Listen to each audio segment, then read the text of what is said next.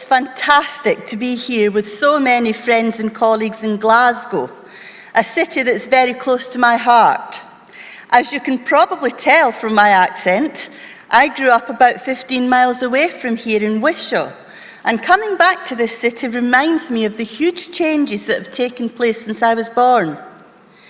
The health challenges we're facing as a society have altered almost beyond recognition in the last few decades.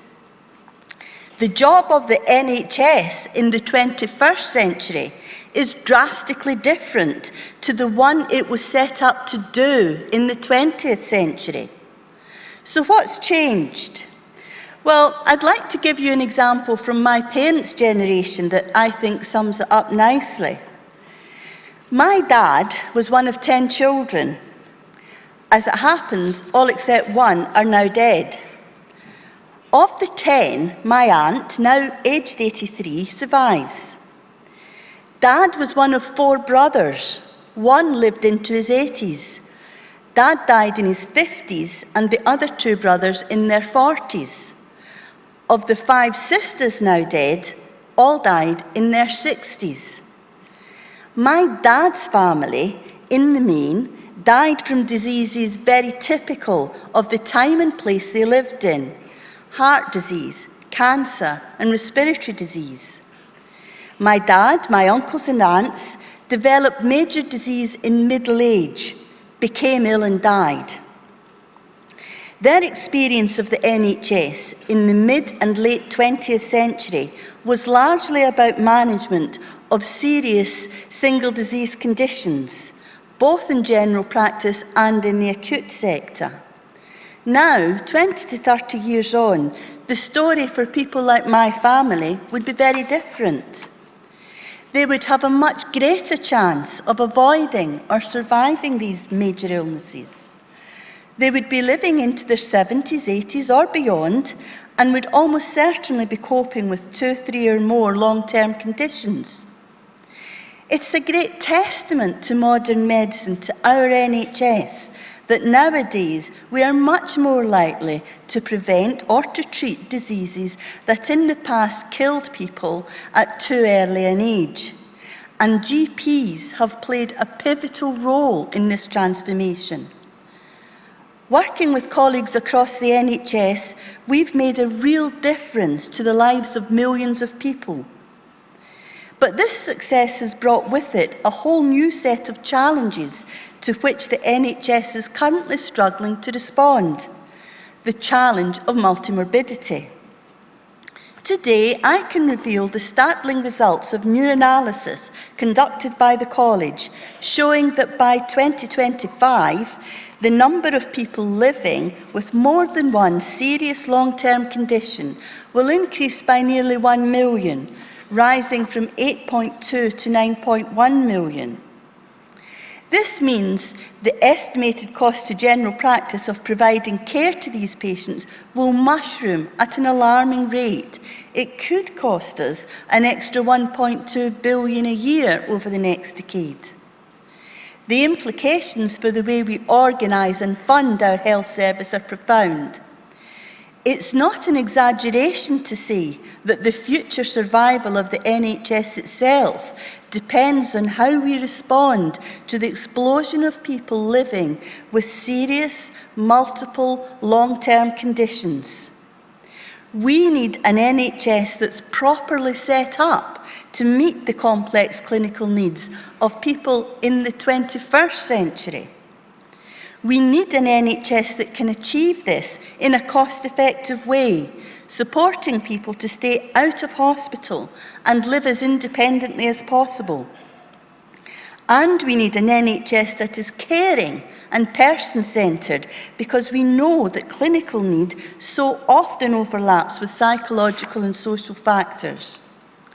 If we were starting from scratch and inventing the NHS today for the 21st century, the starting point would inevitably be networks of local clinicians who could provide person-centred care close to people's homes in a cost-effective way. We know what that is. It's general practice. To To stand any chance of building an NHS that can deliver 21st century healthcare, we need the skills of GPs as expert medical generalists more than ever. General practice is the Obi-Wan Kenobi of the NHS. It's our only hope. So, how has the NHS responded to this huge, era-defining challenge? Well, outside general practice, there's barely been any response at all. The structure of the NHS is still based on a model where care is provided to people suffering from single, isolated conditions. So are the care pathways. So are the NHS guidelines and protocols. So is the medical research that underpins these. The NHS model is stuck in the last century. If we GPs were to interpret the guidelines we've been given literally, we would enact every intervention in every care pathway. But we know that this leads to people being given a proliferation of pills, fragmented care, and overtreatment. It also leads to huge costs. There's no clearer indication of how wrong successive governments have got it than what has happened to funding and workforce levels in the NHS. General practice carries out 90% of NHS contacts in today's health service for just a little over 8% of the NHS budget. That's down from 11% a decade ago. We've allowed the NHS to get sucked into a vicious cycle. The less we spend on general practice, the more dependent we become on expensive hospital care, which in turn demands more and more of our overstretched NHS budget. We are throwing money down the drain. Or I'd like to share with you a phrase that my maternal gran, used to say. She would say, "We are throwing bakes to elephants." Let me explain. Back in the day, baking day was an important part of the housewife's week. To minimise the cost of fuel and get the most from the woman's work, all the baked goods for the family would be produced on baking day. So the output of baking day represented a significant proportion of the family's resources for that week. So taking a whole bake and throwing it to an elephant to be devoured in a few mouthfuls is a really powerful metaphor for squandering of resource. And that's what we're doing. We're throwing bakes to elephants. So, as an example, in England, CCGs have been told that they have to set aside funding for a 3% increase for the acute sector, resources which could otherwise have been put into general practice. It's the same mistake being made all over again. We're locking ourselves into 20th century medicine for good. Now, there is a very small silver lining to the cloud. We now know that last year, after nearly a decade of steady decline, the share of NHS funding being spent on general practice actually stopped falling in England and Northern Ireland. But simply ending the free fall of investment in two countries is not enough. We need a huge injection of investment right across the UK, here in Scotland, in Wales, in Northern Ireland and in England. And although across the UK, on average, the proportion of spending on general practice rose last year by 0.1%, we've calculated that based on this woeful rate of increase, we'll have to wait until 2081 before investment in general practice gets back to where it was 10 years ago. Yes, on the current trajectory, we will have to wait 65 years until general practice again receives the minimum amount of investment that it needs in order to deliver decent patient care in the community. 65 years. How has this happened? The evidence around the explosion in the number of people with serious long-term multiple conditions isn't new. We knew this was coming. But those who run the NHS are collectively stuck in the mindset where everything is seen from the perspective of single disease conditions and the acute sector. General practice and the millions of patients who rely on it are now paying for this spectacular failure to see the bigger picture. Patients are having to wait too long to see their GP, and GPs who are working 12 hours or more in surgery are exhausted. Putting GPs in this situation poses a real risk to patient safety. A year ago, I stood in front of this conference as chair for the first time and said there was no doubt in my mind that general practice was in crisis. A year on, that crisis has deepened. These are incredibly tough times for GPs right across the UK. The college has been fighting as hard as we possibly can for general practice to be properly valued and supported. It's not been easy, but our Put Patients First, Back General Practice campaign has, with your fantastic support, made some real progress in the last year. Now, this time last year, I called for a new deal for general practice, by which I meant a sustainable package of investment and support that general practice needs for our stability. What we got instead from the Secretary of State for Health in England was a demand that in return for vague promises of more resources, general practices extend access to their already overstretched, overstressed and overloaded services to 12 hours a day, 7 days a week. As I said several weeks before Mr Hunt gave his speech on 7-day access, the government is living in cloud cuckoo land if it thinks this policy is achievable.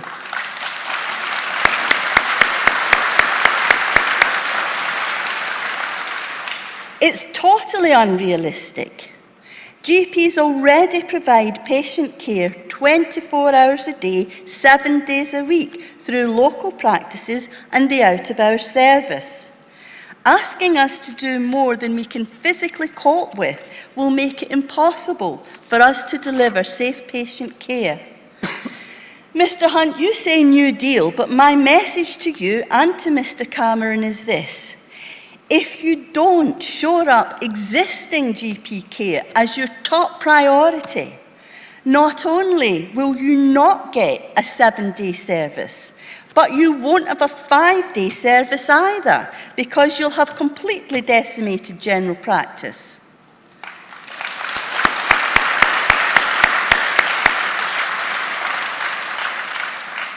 Proposals for 7-day working are a recipe for disaster. They will make it virtually impossible to recruit and retain GPs, in direct contradiction to the government's stated aim of increasing the GP workforce by 5,000 by 2020. I've also been very concerned about the possibility of GP trainees being financially disadvantaged as part of the ongoing discussions about the new doctor's contract.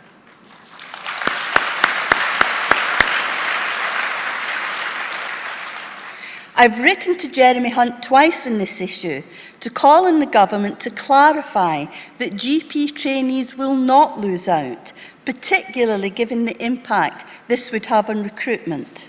And the college has also launched a petition which so far, in just over a week, has gathered nearly 4,000 signatures. We must continue to value and support young doctors as the future of general practice and of medicine in the 21st century.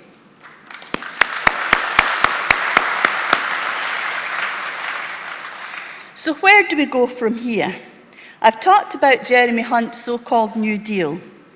Let me now spell out what the real deal needs to be. It's the only deal that will enable us to get general practice back on track and make the shift from a 20th century NHS to one that is fit for the 21st century. In our view, there are 5 big things that need to change.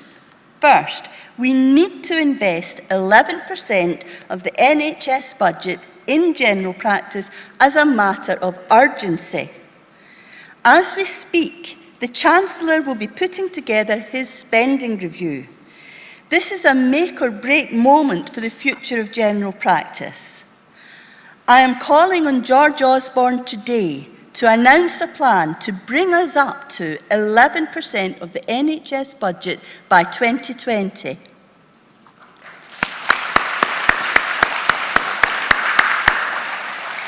That means general practice should be receiving £3.8 billion a year more than it does now on an annual basis to run the service that our patients need. Secondly, we need to get serious about growing the GP workforce. Really needs to expand by 10,000 across the UK by 2020 to meet the challenges of healthcare in the 21st century. That means stopping the brain drain from general practice and giving our experienced GP colleagues real reasons to stay.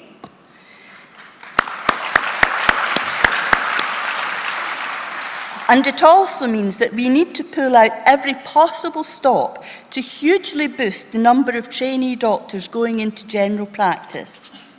And we need to tackle the rank discrimination that is displayed against general practice in some medical schools.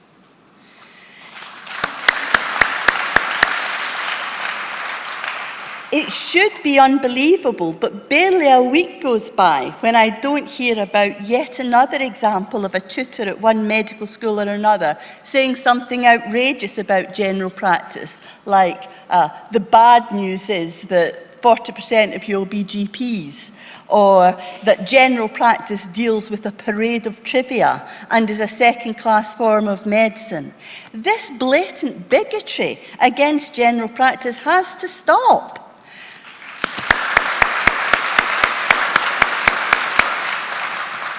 We should have a zero-tolerance policy towards such shocking, outdated and antiquated attitudes.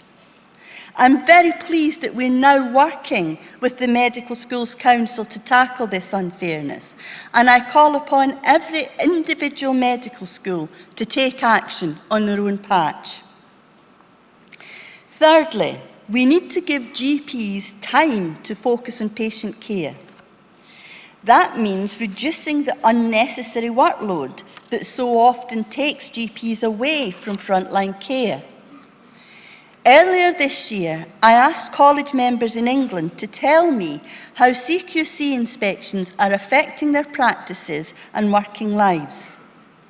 The responses I received showed just how negative an impact the inspection regime in England is having on practices, without any evidence whatsoever that they lead to improvements in patient care. Our position is clear. The current CQC inspection process in England is not fit for purpose.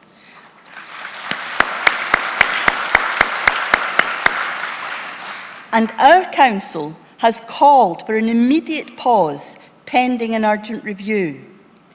In the meantime, we need a total rethink of what sensible light touch regulation of general practice should look like. And I think there are important lessons to be learnt here from Scotland, Wales and Northern Ireland on the topic of regulation. Fourth, we need to improve GP premises and IT.